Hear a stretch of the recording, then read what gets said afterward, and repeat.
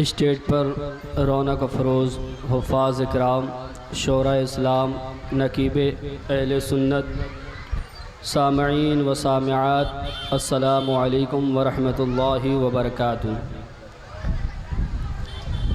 آئیے کچھ عرض و معروف سے پہلے آقا انعامدار مدینے کے تاجدار احمد مجتبیٰ محمد مصطفیٰ صلی اللہ تعالی علیہ وسلم کی پیاری بارگاہ میں جھوم جھوم کر درود شریف کا ہدیہ پیش کریں۔ جس طرح سے میں پڑھوں میرے ساتھ مل کر کے پڑھیں۔ صلی اللہ علیہ یا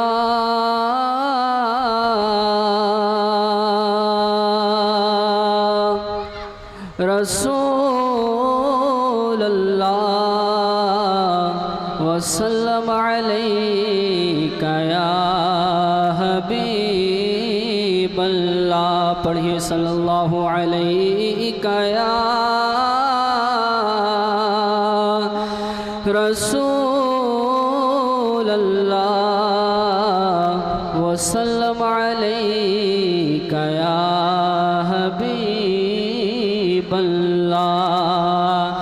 اللہ اللہ کیے جانے سے اللہ نہ ملے، یہ اللہ والے ہیں جو اللہ سے ملا دیتے ہیں۔ یہ اللہ والے کون، نہ کسی فلسفی سے نہ کسی منطقی سے ملتا ہے، پتہ خدا کا نبی سے ولی سے ملتا ہے۔ پڑھیے صلی اللہ علیہ یا رسول اللہ وسلم علیک یا حبیب اللہ۔ ایک میں کیا میرے عصیاں کی حقیقت کتنی، ایک میں کیا میرے عصیاں کی حقیقت کتنی، مجھ سے 100 لاکھ پہ کافی ہے اشارہ تیرا، اور یا رسول اللہ تیرے ٹکڑوں پہ جو ہے غیر کی ٹھوکر پہ نہ ڈال، اور جھڑکیاں کھائے کہاں چھوڑ کر صدقہ تیرا۔ پڑھیں صلی اللہ علیہ یا رسول اللہ وسلم علیک یا حبیب اللہ۔ تیری مثال یا رسول اللہ، تیری مثال زمانے میں ہو نہیں سکتی، کیونکہ میرے خدا نے تجھے بے مثال رکھا ہے، اور غمِ حبیب سینے میں پال رکھا ہے، غمِ حسین سینے میں پال رکھا ہے، یہی نجات کا رستہ نکال رکھا ہے۔ پڑھیں صلی اللہ علیہ یا رسول اللہ وسلم علیک یا حبیب اللہ۔ نعت پاک کے چند اشعار سماعت فرمائیں۔ تمہیں فرش سے عرش پہ جانے والے، تمہیں فرش سے عرش پہ جانے والے، تمہیں نعمت رب سے دلوانے والے، تیرے آکے سب حد پھیلانے والے، چمک تجھ سے پاتے ہیں سب پانے والے، میرا دل بھی چمکا دے چمکانے والے، میرا دل چمکا دے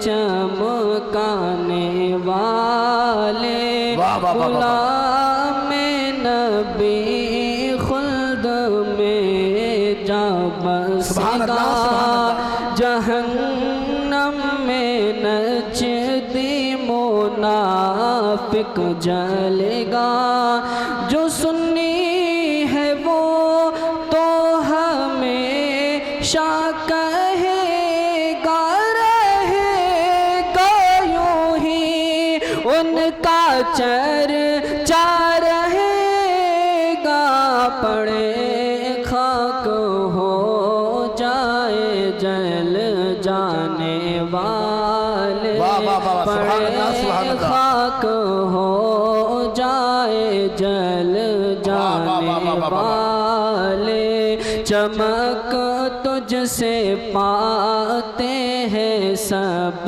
پانے والے میرا دل بھی چمکا دے چمکانے والے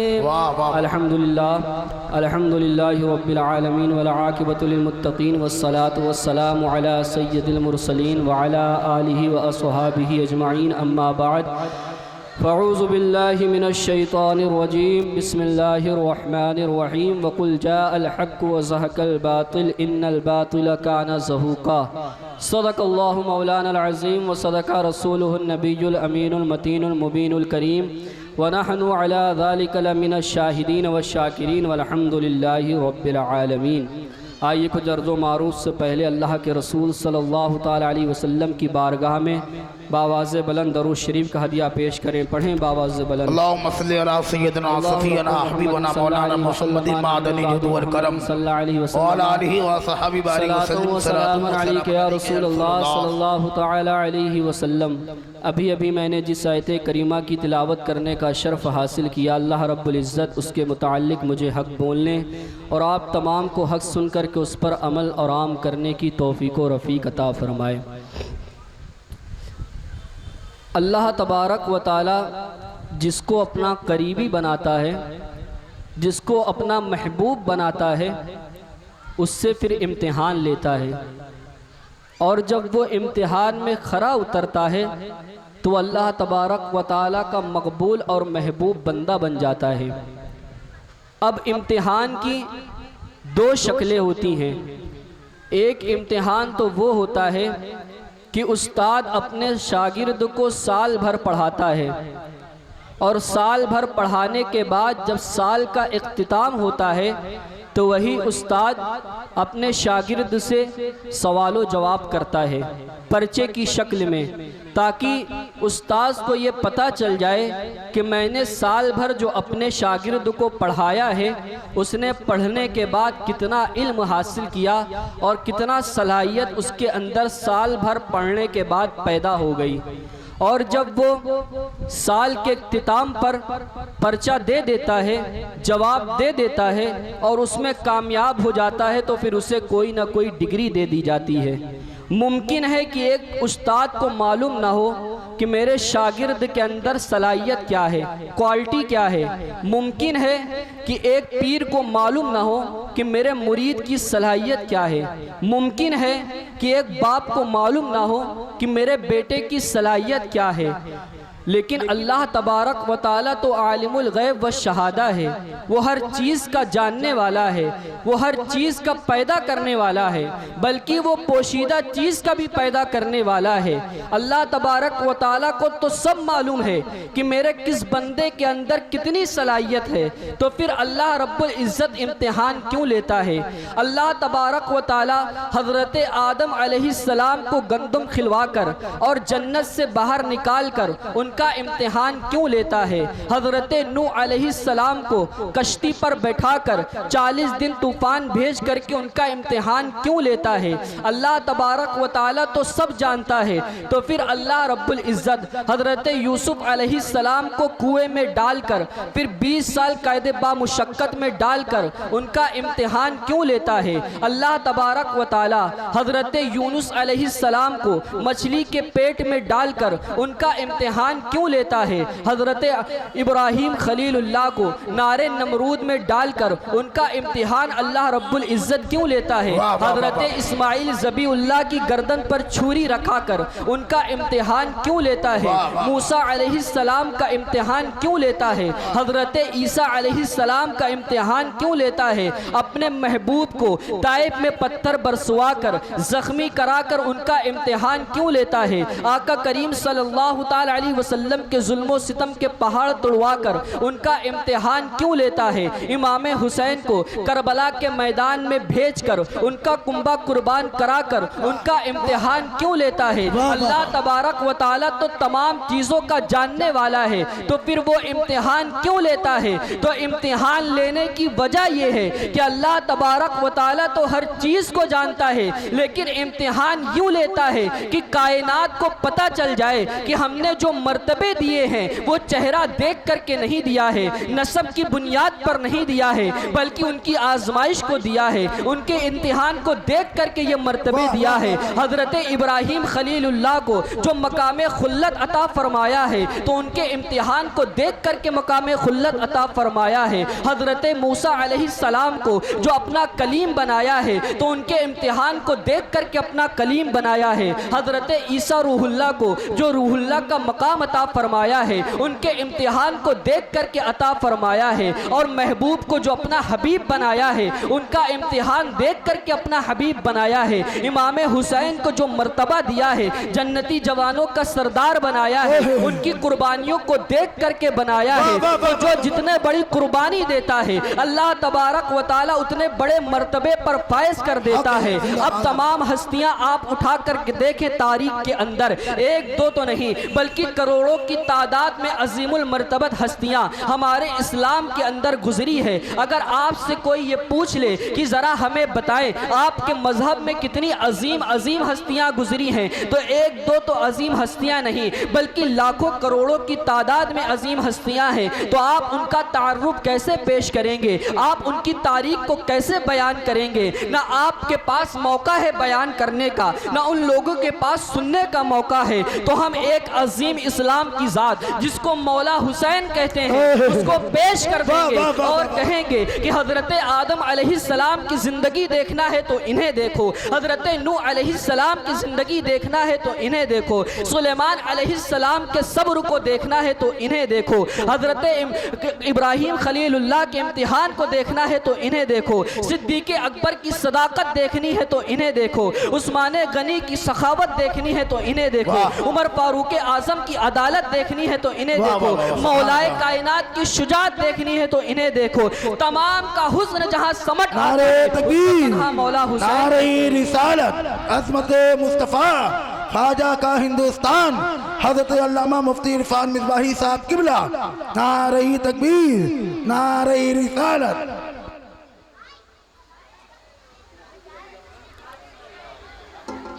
تو تمام کا حسن جہاں سمٹ آتا ہے اس کو تنہا مولا حسین کہتے ہیں۔ یہ مولا حسین کی زندگی کا مختصر سا خاکہ ہے۔ مولا حسین ایک 6-7 فٹ کے قد کا نام نہیں، مولا حسین ایک تحریک کا نام ہے، مولا حسین ایک کلچر کا نام ہے، مولا حسین ایک تہذیب کا نام ہے، مولا حسین ایک تمدن کا نام ہے۔ جب مولا حسین نے وہ تاریخ ارقم کی ہے کہ کائنات کی کوئی ہستی اس تاریخ کو مٹا نہیں سکتی، مولا حسین نے وہ تاریخ ارقم کی ہے۔ اگر تمام ہستیوں کا ذکر کرنے کا موقع نہ ملے تو تنہا مولا حسین کو پیش کر دیں، تمام کا ذکر ہو جائے گا۔ اللہ تبارک و تعالی نے وہ مرتبے مولا حسین کو عطا فرمائے ہیں، وہ مقام اللہ تبارک و تعالی نے مولا حسین کو عطا فرمایا ہے۔ تو مولا حسین کی ذات وہ ذات ہے کہ مورخین جب کاغذ پر لکھتے ہیں، صوفیہ دل کے ہوش و حواس پر لکھتے ہیں، اور جب صوفیہ لکھتے ہیں تو وہ ذہن کے ہوش و حواس پر لکھتے ہیں، مورخین صرف کاغذ پر لکھتے ہیں۔ لیکن اللہ کے عزت و جلال کی قسم، تمام کی تاریخ مٹنے والے حرفوں کی طرح ہے، لیکن مولا حسین نے اپنے خون سے اسلام کی وہ تاریخ مرتب کی ہے کہ بالفرض محال اب قیامت تک اسلام کو بچانے کے لیے کوئی پیدا نہ ہو تو تنہا مولا حسین کا کربلا تحفظ اسلام کے لیے کافی ہے، اسلام کی بقا کے لیے کافی ہے، دین کے تحفظ کے لیے کافی ہے۔ جب مولا حسین کا نام آ جائے اور امیر شام کہلانے والا یزید کا نام آ جائے تو اللہ تبارک و تعالی حق و باطل میں امتیاز کر دیتا ہے، اچھے اور برے کیریکٹر میں امتیاز پیدا کر دیتا ہے، اچھے اور برے کردار میں امتیاز پیدا کر دیتا ہے۔ لیکن کچھ خبیث ایسے ملیں گے جب مولا حسین کا ذکر کریں گے تو ان کے دل کی گندگی زبان پر آتی ہے اور وہ یہ کہتے ہوئے دکھائی دیتے ہیں کہ مولا حسین کے وقت میں صحابہ اکرام کی اولادیں موجود تھی تو مولا حسین کو کربلا کے میدان جانے کی ضرورت کیا تھی؟ وہ تو مولا حسین کربلا کے میدان میں خلافت کے لیے گئے تھے۔ ارے نادانوں، انہیں خلافت کی کیا ضرورت تھی؟ جن کے نانا معلم کائنات ہوں، جن کے نانا اشرف الانبیاء ہوں، جن کے نانا نبیوں کے سردار ہوں، جن کے نانا نبیوں کے تاجدار ہوں، جن کے نانا کے صدقے میں کائنات بنی ہو، جو قاسم نعمت ہو، جن کے لیے میرے امام فرماتے ہیں کہ کون دیتا ہے دینے کو منہ چاہیے، کون دیتا ہے دینے کو منہ چاہیے، دینے والا ہے سچا ہمارا نبی، سب سے اولا والا ہمارا نبی، سب سے بالا وہ بالا ہمارا نبی، خلق سے اولیاء، اولیاء سے اور رسولوں سے اعلیٰ ہمارا نبی۔ کیا خبر کتنے تارے کھلے چھپ گئے پر نہ ڈوبے نہ ڈوبا ہمارا نبی۔ نعرہ تکبیر، نعرہ رسالت، عظمت امام حسین، نواز رسول، خاندان رسول، یاد حسین، مسلک اعلی حضرت، نعرہ تکبیر، نعرہ رسالت۔ واہ واہ واہ واہ۔ آج کے اس دور میں رسمی طور سے ہٹ کر حقائق کے اجالے میں کربلا کو بیان کرنا بے پناہ ضروری ہے، اس لیے کہ ہماری قوم بے دینی کی طرف بڑھتی ہوئی دکھائی دے رہی ہے۔ چند سکوں کے عوض ہاں دیکھیے، یہ بار بار آپ لوگوں کو بتایا جاتا ہے یہ بچوں کو پیچھے کر دیجئے، آپ لوگ آگے آ جائیے، جتنے بڑے لوگ ہیں وہ آگے آ جائیے، آگے آ جائیے، جتنے بڑے لوگ ہیں آگے آ جائیں، بچوں کو پیچھے کریں، پیچھے کریے ان بچوں کو، بڑے لوگ آگے آ جائیے۔ ادب و احترام سے آپ حضرات بیٹھے، یہ محفل حسین میں آپ بیٹھے ہوئے ہیں، علماء کرام کا خطاب ہم اور آپ سماعت کر رہے ہیں، ذکر امام حسین، ادب و احترام سے بیٹھے ہیں، خاموش ہو کے آپ حضرات بیٹھے ہیں۔ ایک مرتبہ درود شریف کا ہدیہ پیش کریں، پڑھیں بابا اللہم صلی علی سیدنا مولانا محمد المعظم الجود والکرم وعلی آلہ وصحبہ بارک وسلم، صلاۃ و سلام علیک یا رسول اللہ، سلام علیک یا رسول اللہ صلی اللہ تعالی علیہ وسلم۔ تو حقائق کے اجالے میں کربلا کو بیان کرنا آج کے اس دور میں بے پناہ ضروری ہے، اس لیے ہمارے معاشرے کا یہ حال ہے، ہمارے قوم کا یہ حال ہے کہ رات کے 1-2 بجے اس قوم کے گھر میں خدا وحدہ لا شریک کو گالیاں دی جا رہی ہیں، گانوں کی شکل میں، فلموں کی شکل میں، سیریلوں کی شکل میں۔ اگر ایک گانے کی تشریح کی جائے تو اس میں جو خدا وحدہ لا شریک کو جو گالیاں دی گئی ہیں اس پر احتجاج کون کرے گا، اس پر ریلیاں کون نکالے گا؟ بڑی معذرت کے ساتھ اگر آقا کریم صلی اللہ تعالی علیہ وسلم کی شان میں کوئی گستاخی کر دے، کوئی بے ادبی کر دے تو احتجاج شروع ہو جاتے ہیں، اور احتجاج ہونا بھی چاہیے، اس لیے کہ یہی ایمان تقاضا ہے، یہی حقانیت کا تقاضا ہے۔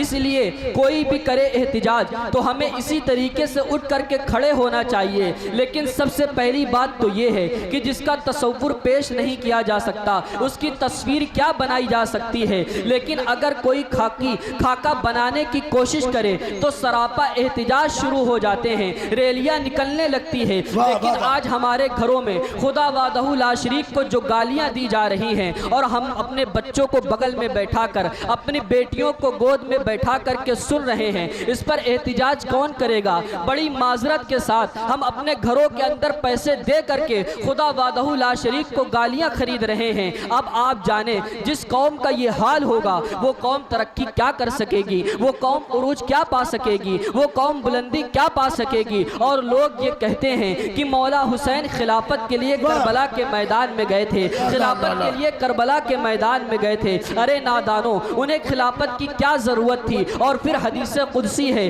اللہ کے رسول صلی اللہ تعالی علیہ وسلم نے فرمایا کہ میرے بعد 30 سال تک صرف خلافت رہے گی، اس کے بعد حکومت ہوگی، اور پھر ایسی حکومت کاٹ کھانے والی پیدا ہوگی۔ آج آپ دیکھ لیں 1450 سال کے بعد سنی صحیح العقیدہ سیاست کے میدان میں قدم رکھنے میں گھبراتا ہے، سیاست اتنی بدنام ہو چکی ہے۔ تو آج سے 1450 سال پہلے امام حسین کو خلافت کی کیا لالچ رہی ہوگی؟ اور پھر یہ کہا جاتا ہے کہ امام حسین نے یزید نے جنگ کی، امام حسین سے یزید نے اختلاف کیا۔ ارے بات یہ ہے کہ یزید نے اختلاف نہیں کیا، یزید نے جنگ نہیں کی، بلکہ اصلی جنگ تو امام حسین نے یزید سے کیا ہے، امام حسین نے یزید سے اختلاف کیا ہے، اصل بات یہ ہے۔ اور پھر یہ کہتے ہوئے لوگ نظر آتے ہیں کہ کربلا کے میدان میں امام حسین کی لڑائی یزید سے ہوئی۔ اب میں آپ سے پوچھنا چاہتا ہوں، آپ داستان کربلا ہر سال سنتے آ رہے ہیں، مجھے آپ بتائیں کیا کربلا کے میدان میں یزید تھا؟ کربلا کے میدان میں یزید تھا؟ تو آپ کہیں گے کربلا کے میدان میں یزید نہیں تھا، تو پھر اب بتائیں جنگ کس سے تھی؟ جب کربلا کے میدان میں یزید تھا ہی نہیں تو پھر امام حسین نے کس سے جنگ کی؟ تو پتہ چلا امام حسین کی جنگ یزید کی ذات سے نہیں بلکہ کردار یزید سے تھی۔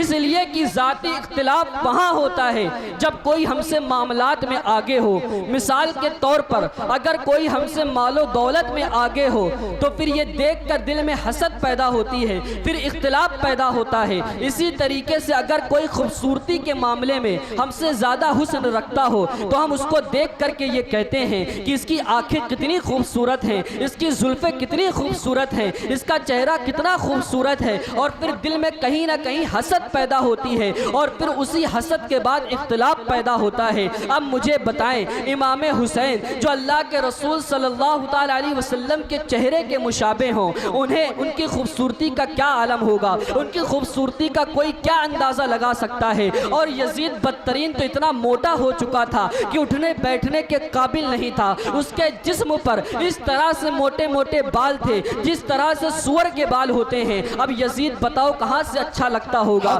اور امام حسین کا اب نسب دیکھیں، نسب کی طرف بڑھتے ہیں تو امام حسین کی ماں وہ ماں ہے کہ جن کے قدموں میں صحابہ کی عظمتیں قربان ہو۔ امام حسین کی والدہ کوئی عام خاتون نہیں بلکہ سیدہ طاہرہ تقیہ نقیہ زکیہ فاطمہ الزہرا ہے، جن کی عظمت و شان یہ ہے کہ جس کے لیے اللہ کے رسول فرماتے ہیں کہ فاطمہ تو میرے جگر کا ٹکڑا ہے، فاطمہ تجھ پر میرے ماں باپ قربان ہو۔ اب مجھے بتائیں جب آقا کریم صلی اللہ تعالی علیہ وسلم کی آنکھیں کوئی بیان نہیں کر سکتا، زلفیں کوئی بیان نہیں کر سکتا، رخسار کوئی بیان نہیں کر سکتا، تو ان کے دل کو کوئی کیا بیان کر سکتا ہے؟ اور اللہ کے رسول فرما رہے ہیں فاطمہ میرے جگر کا ٹکڑا ہے۔ حضرت عائشہ صدیقہ رضی اللہ تعالی عنہا فرماتی ہیں کہ میں نے بار بار دیکھا، بار بار مشاہدہ کیا، اللہ کے رسول کسی بھی فکر میں ہو اور سیدہ طاہرہ تقیہ نقیہ زہرا تشریف لے آئے تو اللہ کے رسول اٹھ کر کے کھڑے ہو جاتے ہیں۔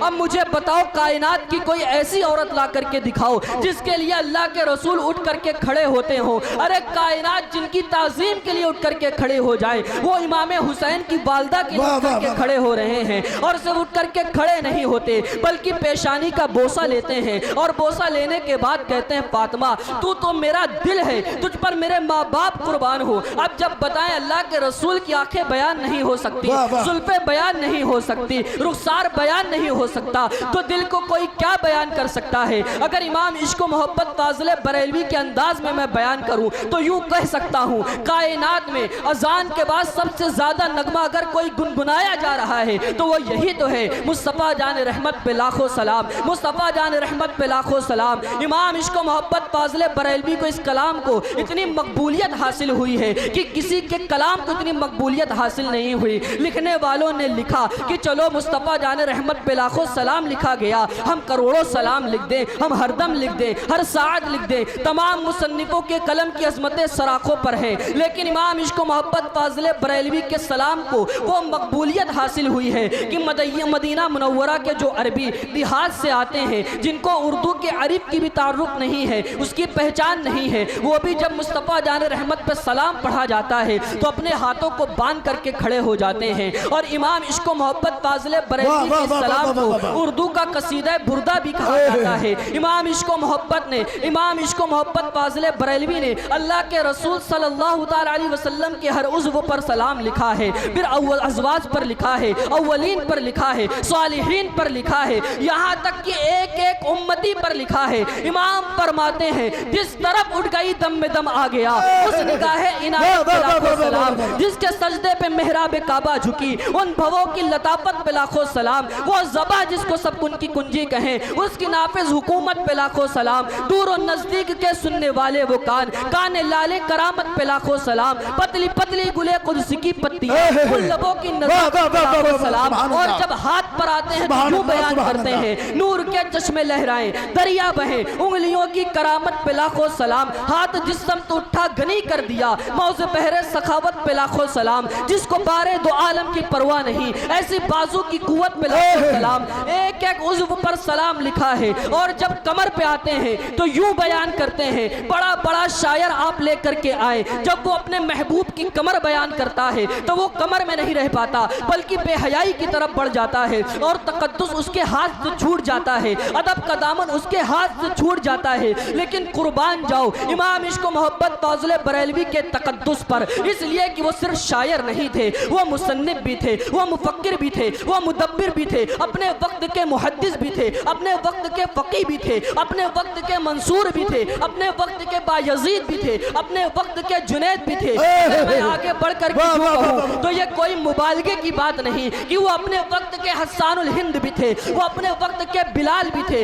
بڑے سے بڑا شاعر لے کر کے آؤ، غالب جیسا شاعر جب اپنے محبوب کی کمر کو بیان کرتا ہے تو وہ کمر میں نہیں رہ پاتا بلکہ بے حیائی کی طرف بڑھ جاتا ہے۔ لیکن قربان جاؤ امام عشق و محبت کے قلم پر بیان کرتے ہیں اپنے محبوب کی قلم، اپنے محبوب کی کمر کو تو اس انداز سے بیان کرتے ہیں کہ جو کہ عزم شفاعت پہ کھچ کے بندے، کمر کی حمایت پہ لاکھوں سلام۔ اور جب دل پہ آتے ہیں تو یوں عاجزی انکساری کرتے ہیں کہ دل سمجھ سے ورا ہے، مگر یوں کہوں چاہے راز وحدت پہ لاکھوں سلام، نعرہ تکبیر، نعرہ رسالت، عظمت مصطفیٰ، خواجہ کا ہندوستان، کلام اعلیٰ حضرت، یاد حسین، عظمت حسین، کانپور کا خاموش مسلمان، نعرہ تکبیر، نعرہ رسالت۔ بہت اچھا، زندہ باد زندہ باد، واہ واہ واہ واہ، سبحان اللہ سبحان اللہ۔ تو امام عشق و محبت نے کس طرح اپنے محبوب کے شان کو بیان کیا ہے، لیکن پھر بھی دل بیان کرنے کا حق ادا نہیں ہوا۔ اب مجھے بتاؤ، جب دل کو بیان نہیں کیا جا سکتا تو اللہ کے رسول صلی اللہ تعالی علیہ وسلم فرما رہے ہیں فاطمہ میرا دل ہے، اب کائنات کی کوئی ایسی لغت لے کر کے آؤ جو سیدہ فاطمہ الزہرا کی عظمت و شان کو بیان کر سکے۔ محدثین فرماتے ہیں کہ جو مٹی اللہ کے رسول صلی اللہ تعالی علیہ وسلم کے جسم سے مشق ہو جائے وہ کعبے سے افضل ہو جاتی ہے۔ اب سیدہ فاطمہ الزہرا اللہ کے رسول صلی اللہ تعالی علیہ وسلم کے جسم سے نکلنے والی مٹی نہیں بلکہ دل ہیں، تو ان کی عظمت و شان کو کوئی کیا بیان کر سکتا ہے۔ یہ امام حسین کی امی جان ہیں، تو امام حسین کی امی جان کی شان کیا ہے؟ اور پھر ان کے والد کی طرف آتے ہیں جو مولائے کائنات ہوں، جو مشکل کشا ہوں، جن کے لیے اللہ کے رسول نے فرمایا علی جس کے لیے جو کہہ دیں وہ سند کا درجہ رکھتا ہے۔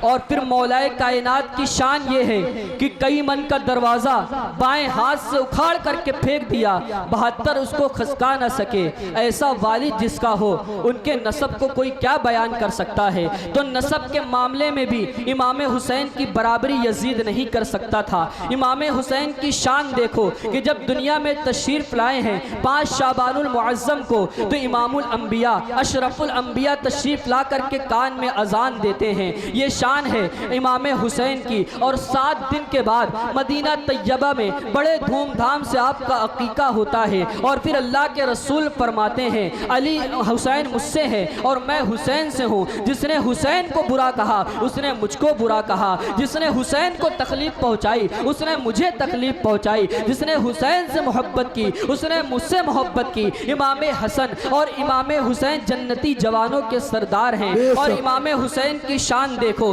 کہ کبھی بھی اپنے والد کبھی بھی اپنے نانا جان کی بارگاہ میں آ جاتے ہیں۔ لاؤ کوئی ایسا صحابی رسول، لاؤ کوئی ایسا صحابی جو اللہ کے رسول کی بارگاہ میں آتا ہو تو اس انداز سے آتا ہو۔ حضرت ابو بکر صدیق جیسے صحابی رسول جب اللہ کے رسول کی بارگاہ میں آتے تو اپنی نظروں کو جھکا کر ہاتھوں کو باندھ کر کے آتے۔ ادب کا یہ مقام ہوتا۔ عمر فاروق اعظم جن سے کیسر و کسریٰ کے تاجدار کانپتے ہو، وہ جب اللہ کے رسول کی بارگاہ میں آتے تو ادب کے ساتھ ہاتھ کو باندھ کر اپنی نظروں کو جھکا کر کے آیا کرتے تھے۔ حضرت اویس کرنی نے ایک مرتبہ عمر فاروق اعظم سے پوچھا اے امیر المومنین ذرا یہ بتاؤ کہ تم نے اللہ کے رسول کو بہت دیکھا، امن میں دیکھا، سفر میں دیکھا، جہاد میں دیکھا، صبح کو دیکھا، شام کو دیکھا، ذرا مجھے یہ بتاؤ کہ اللہ کے رسول صلی اللہ تعالی علیہ وسلم کی بھاؤں ملی ہوئی تھی یا الگ الگ نظر آتی تھی؟ عمر فاروق اعظم اپنی نظروں کو جھکا لیتے ہیں، آنکھوں میں آنسو ہیں،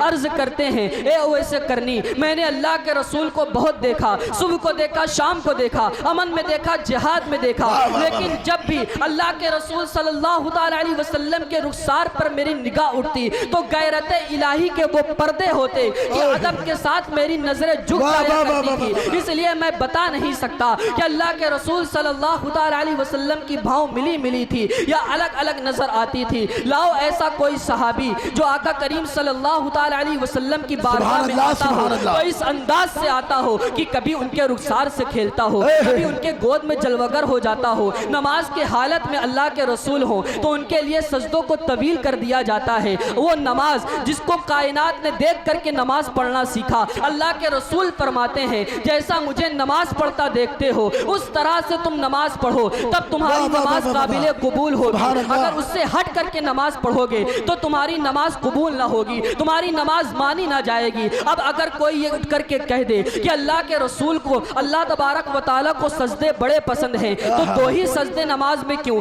3 کیوں نہ کر لیے جائیں، 4 کیوں نہ کر لیے جائیں؟ اس لیے کہ جب سجدے پسند ہیں تو جتنا زیادہ کیا جائے ثواب بھی اتنا زیادہ ملے گا، لیکن 2 کے بجائے 3 کریں گے تو نماز سے باہر ہو جائیں گے۔ اب اللہ سے پوچھیں اللہ جب تجھے سجدے اتنے پسند ہیں تو ایک رکعت میں 2 کے بجائے 3 کیوں نہیں، 3 کے بجائے 4 کیوں نہیں؟ تو خدا کا منادی ندا دے گا کہ نادان ہمیں سجدوں سے مطلب نہیں ہے، ہمیں تو محبوب کی اداؤں سے مطلب ہے۔ محبوب نے 2 ہی کیے اس لیے ہمیں 2 ہی پسند ہیں۔ اب 2 کے علاوہ کوئی 3 کرے گا تو نماز سے ڈائریکٹ باہر کر دیا جائے گا۔ وہ آقا کریم صلی اللہ تعالی علیہ وسلم کی نماز ہے، نماز کی حالت میں اللہ کے رسول ہیں، قیام میں ہیں، امام حسین آتے ہیں، آنے کے بعد پاؤں کے درمیان سے اپنے سر اقدس کو داخل کرنے کی کوشش کر رہے ہیں لیکن سر جاتا نہیں ہے۔ اب آپ سوچیں جب اللہ کے رسول قیام میں کھڑے ہوتے تو پاؤں کے درمیان اتنا بھی گیپ نہیں ہوتا کہ ایک بچے کا سر اس بھی درمیان سے گزر جائے، تو وہ کیسے خبیث بدبخت ہیں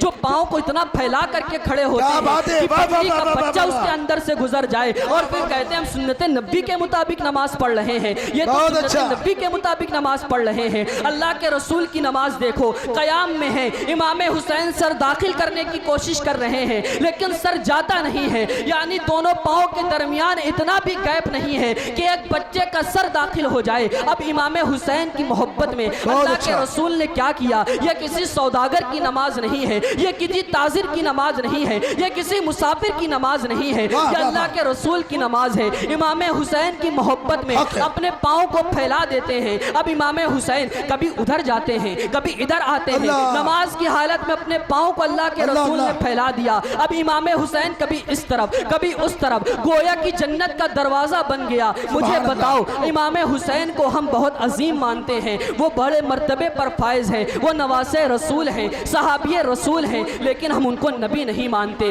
ہم ان کو امتی مانتے ہیں۔ ان کا مرتبہ بڑا بلند ہے لیکن وہ امتی ہیں، نبی نہیں ہیں۔ اب مجھے بتاؤ آقا کریم صلی اللہ تعالیٰ علیہ وسلم نے جب نماز کی حالت میں اپنے پاؤں کو پھیلایا ہوگا تو امتی کا خیال آیا ہوگا یا نہیں آیا ہوگا؟ نماز کی حالت میں اگر امتی کا خیال نبی کو آ جائے تو نبی کی نماز میں خلل پیدا نہیں ہوتا، تو جب امتی کو خیال نبی کا نماز میں آ جائے تو امتی کی نماز خراب ہو سکتی ہے۔ برا ہو ان انگلیوں کا، جہنم کی آگ میں جلے وہ انگلیاں جنہوں نے یہ لکھا کہ آقا کریم صلی اللہ تعالیٰ علیہ وسلم کا خیال نماز میں آ جائے تو گدھے اور جانور کے خیال سے برا ہے۔ اسی لیے تو امام فرماتے ہیں کہ تجھ سے اور جنت سے کیا مطلب وہابی دور ہو، رسول اللہ کے جنت رسول اللہ۔ نعرہ تکبیر، نعرہ رسالت، عظمت مصطفیٰ، یاد حسین، کلام اعلی حضرت، نعرہ تکبیر، نعرہ رسالت، جانشین حضور اعظم ملت۔ بہت اچھا، زندہ باد زندہ باد بولتے رہیے، سبحان اللہ یہ سبحان امام اللہ۔ حسین کی عظمت و شان ہے، یہ مرتبہ ہے۔ امام حسین کا کردار دیکھیں کہ بچپنے میں اپنے بھائی سے انبن ہو جاتی ہے تو اپنے بھائی امام حسن کو خط لکھتے ہیں، بھیا نانا جان کی حدیث ہے آپ بولنا شروع کر دیں، اس لیے کہ 3 دن تک اگر مومن آپس میں بات نہ کرے تو کوئی حرج نہیں، لیکن 3 دن سے زائد ہو جائے تو پھر نمازیں بھی سر کے اوپر نہیں جاتی، دعائیں بھی قبول نہیں ہوتی، اس لیے آپ مجھ سے بولنا شروع کر دیں۔ اور قطعی آپ یہ نہ سمجھنا کہ میں نفسانی خواہش کی وجہ سے آپ سے یہ کہہ رہا ہوں، میں چھوٹا ہو کر کے آپ سے بولنے کے لیے کہہ رہا ہوں، اس لیے کہ نانا جان کی حدیث ہے کہ جو پہلے بولنا شروع کرے گا وہ پہلے جنت میں جائے گا، اور آپ مجھ سے بڑے ہیں، میں یہ چاہتا ہوں پہلے آپ جنت میں سبحان جائیں، اللہ میں سبحان چھوٹا ہوں، اللہ، میں آپ کے پیچھے پیچھے جنت بولو میں جاؤں گا۔ سبحان اللہ یہ سبحان کردار اللہ۔ ہے امام حسین کا۔ اور یزید بدترین وہ شخص ہے کہ وہ 40 دن کے لیے جب حج کے لیے نکلا، اور کوئی بھی بدترین ہو جب وہ حج کے لیے جاتا ہے کم سے کم 40 دن کے لیے تو سدھر جاتا ہے، گناہوں کو چھوڑ دیتا ہے، لیکن یزید اس بدترین کا نام ہے کہ جب وہ سفر حج کے لیے نکلا تو 40 دن کے لیے بھی اس نے شراب کو نہیں چھوڑا، اس میں سفر حج میں بھی شراب کو نہیں چھوڑا۔ تو آپ اس سے اندازہ لگائیں وہ کتنا بدترین شخص تھا۔ تو کردار کے معاملے میں بھی یزید امام حسین کی برابری نہیں کر سکتا تھا، امام حسین کے برابر نہیں ہو سکتا تھا۔ امام حسین کی شان کیا ہے؟ نعرہ تکبیر، نعرہ رسالت، حضرت علامہ آصف اقبال حبیبی صاحب قبلہ، صوفی لال محمد صاحب قبلہ، یاد حسین، عظمت حسین، خواجہ کا ہندوستان، مسلک اعلی حضرت حضرت علامہ مفتی عرفان مصباحی صاحب قبلہ، جانشین حضور اعظم ملت حضرت علامہ تنویر بلال صاحب قبلہ، نعرہ تکبیر، نعرہ رسالت۔ بہت اچھا، زندہ باد زندہ باد۔ امام حسین کی شان یہ ہے۔ اب امام حسین کی قربانی اور امتحان دیکھیں، کتنی عظیم قربانی کربلا کے میدان میں دی ہے۔ آپ نے مکمل سنا کہ کس طرح سے امام حسین کی شہادت ہوئی، لیکن اس کے پیچھے کا پس منظر دیکھ لیں کہ امام حسین نے کس طرح سے قربانی کربلا کے میدان میں پیش کی ہے، اور کتنی عظیم قربانی امام حسین نے کربلا کے میدان میں دی ہے، اس کو کوئی کیا بیان کر سکتا ہے۔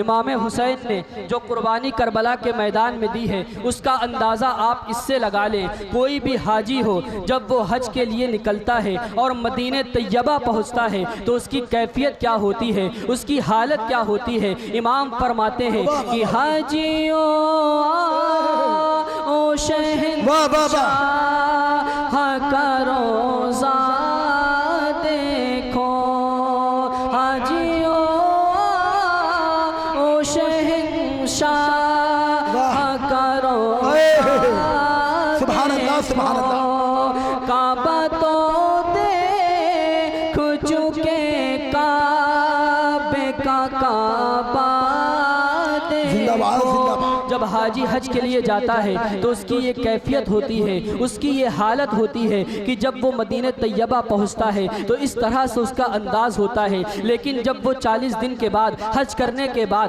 مدینہ طیبہ سے جب اس کی رخصتی ہوتی ہے تو اس کا عالم کیا ہوتا ہے؟ حالانکہ وہ اپنے گھر کو آ رہا ہے، اس کو خوش ہونا چاہیے، لیکن اس کے باوجود اس کے دل کی عجیب کیفیت رہتی ہے۔ اللہ کے رسول کے در کو چھوڑنے کی تکلیف اس کے دل میں جو ہوتی ہے اس کو کوئی بیان نہیں کر سکتا۔ اب امام حسین کی تکلیف کو کوئی بیان کیا کر سکتا ہے؟ امام حسین سے جب یہ کہا گیا کہ مدینہ طیبہ آپ کو چھوڑنا ہے، ایک عجیب سا کوہرام گھر پہ برپا ہو گیا، مدینہ منورہ آپ کو چھوڑنا ہے۔ امام حسین کو جب یہ معلوم ہوا تو امام حسین گھر تشریف لائے ہیں اور آنے کے بعد کہتے ہیں تیاری کر لو، ہمیں مدینہ طیبہ چھوڑنا ہے۔ گھر میں ایک عجیب سا کوہرام برپا ہے، تمام عورتیں اپنے دوپٹے سے آنسو کو پوچھ رہی ہیں، لیکن کوئی یہ نہیں کہتا امام حسین ہمیں مدینہ نہیں چھوڑنا ہے۔ اس لیے تمام کو معلوم تھا کہ اب امتحان کی گھڑی شروع ہو چکی ہے، مدینہ طیبہ ہمیں چھوڑنا ہے۔ اب امام حسین مدینہ طیبہ چھوڑنے کا عالم ہے اور وہ درد ہے امام حسین کے دل میں۔ جب اپنے دروازے سے، اپنے گھر کے دروازے سے اپنے قدم کو باہر نکالتے ہیں تو وہ تکلیف کے عالم نعرہ تکبیر، نعرہ رسالت، عظمت مصطفیٰ، خواجہ کا ہندوستان، یاد حسین، عظمت حسین، مسلک اعلیٰ حضرت حضرت علامہ زکریا اشرفی صاحب قبلہ، نعرہ تکبیر، نعرہ رسالت۔